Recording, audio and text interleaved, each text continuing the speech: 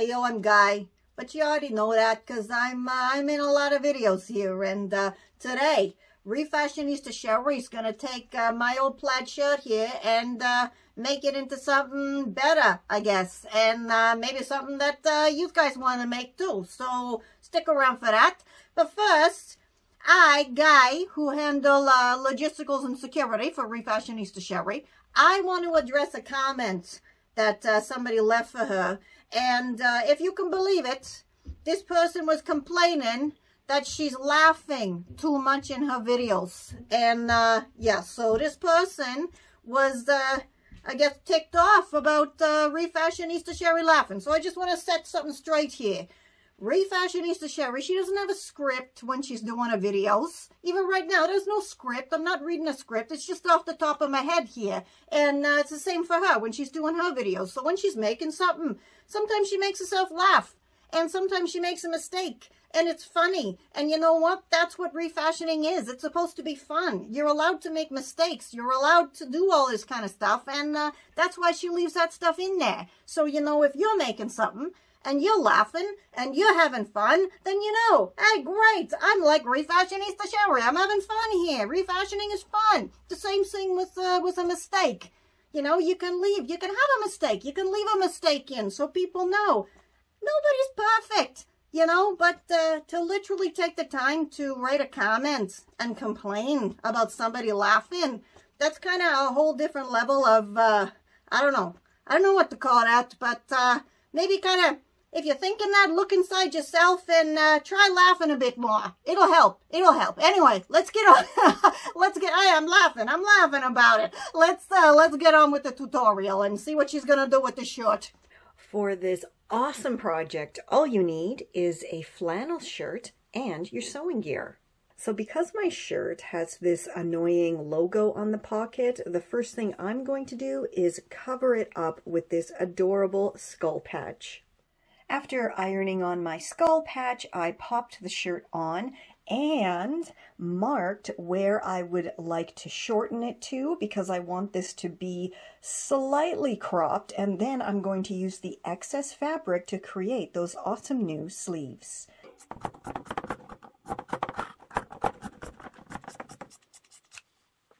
Then I went ahead and did a relatively tight zigzag all along the chopped edge here because I want this shirt to have kind of a deconstructed look, but I also don't want the bottom hem to start fraying crazily, and this should definitely help to prevent that. Then I popped my shirt on, and on one sleeve I marked the approximate area where I would like my kind of tiered bell balloon type of sleeves to start, and I've then folded my shirt evenly in half, and I'm just going to cut both sleeves to size.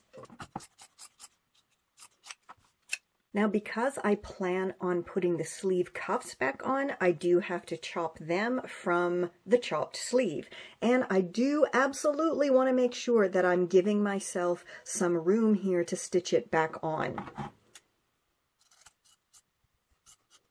Now I'm going to take the leftover sleeve fabric and the leftover chopped bottom fabric and start to make my tiers for my sleeves. So first I'm just going to chop up the extra sleeve fabric here and get rid of those bulky seams. And now I'm just going to cut it right above this sleeve button.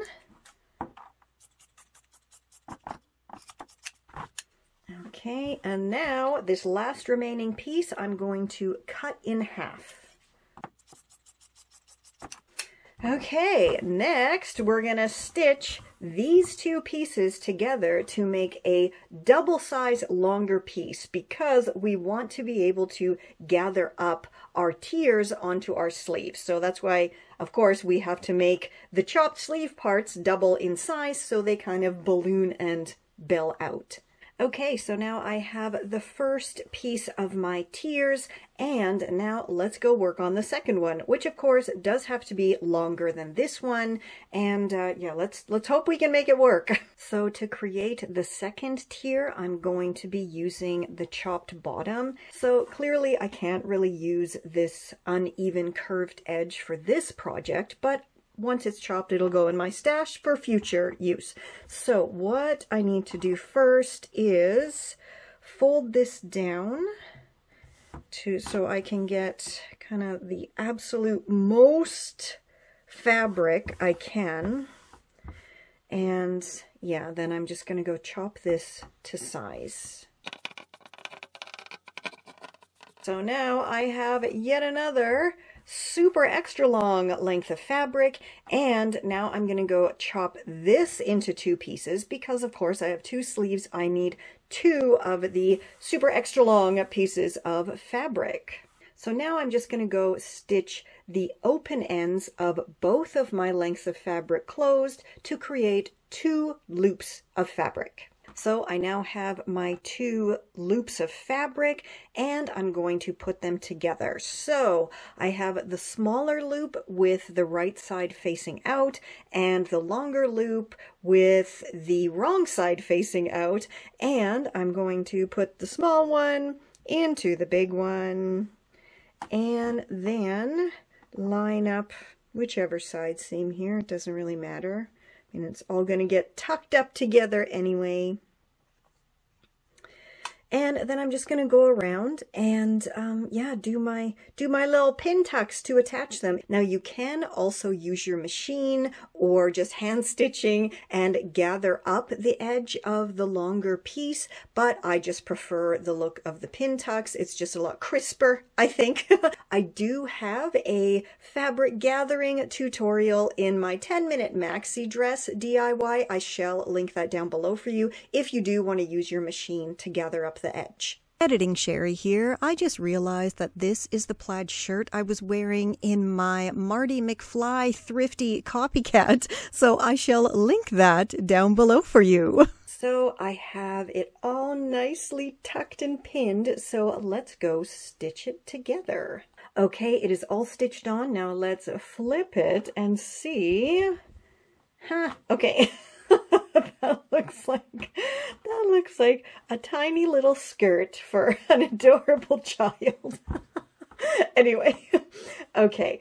Now, as I was stitching this, I was thinking, do I really want to put the cuffs back on here? I mean, I think it might actually look pretty cool, and it would definitely make this part kind of puff out a little bit more. But my original plan was to make the next step putting the cuffs back on. But I think instead of doing that, I'm going to put this sleeve back onto the shirt and then see what it looks like. If just having like a tiered kind of bell ruffle is going to look cool, or if I should add the cuff on the bottom. Let's go do that. So I'm going to attach the sleeve back onto this little bit of remaining sleeve using the exact same method I did to achieve this look here with my little pin tucks. So I'm just going to flip that over so the right sides are facing. And then I'm just going to once again do my little pin tucks all the way around so the fabric will match up properly. And once again, we are now ready to go stitch it all together. All right, now let's flip that out. Oh, I think that looks super duper cute. Yeah, it really does. I don't know if I want to put the cuff back on now. That looks so cool. And it's gonna be, you know, very floaty flappy.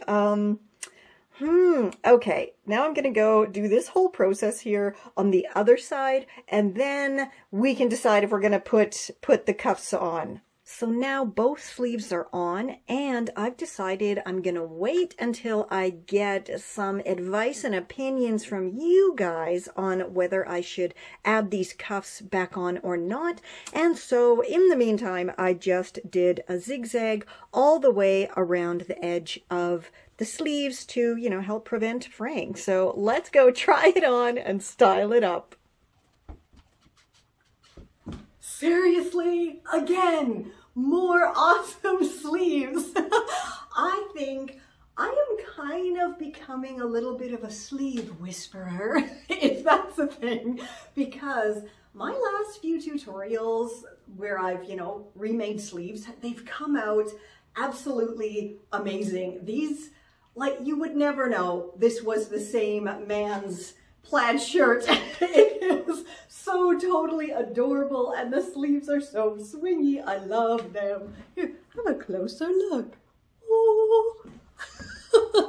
Oh, I've had a few people complaining to me that I move around too much in my videos, and you guys cannot see the results enough. So here you are, freeze frame. Okay, let's hope that that was enough. You know, the best way to see the results is to actually make these things yourself. Then you can take all the time in the world to check the seams and have a really good look at the final result. I'm putting together the step-by-step tutorials for you, so hey, go make the items yourself and enjoy them.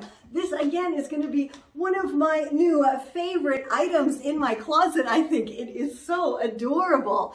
And, you know, sadly, we are coming very, very near to the end of my 30 days of refashions. And if you've enjoyed it, why not say thanks with the little super thanks button down there that I now have on my channel. So give that a click and, again, tell me what happens, because I don't know, it's a new thing for me. So, again, I'm laughing too much again, aren't I? Whoops, okay. If you recall from the beginning of the video, yes, that was fun and disheartening and, you know, a little bit sad, sad comment to get that I laugh too much in my videos. Again, I put together these videos totally for free for you guys, so I think I should be kind of allowed to laugh if I want to in my videos on my channel.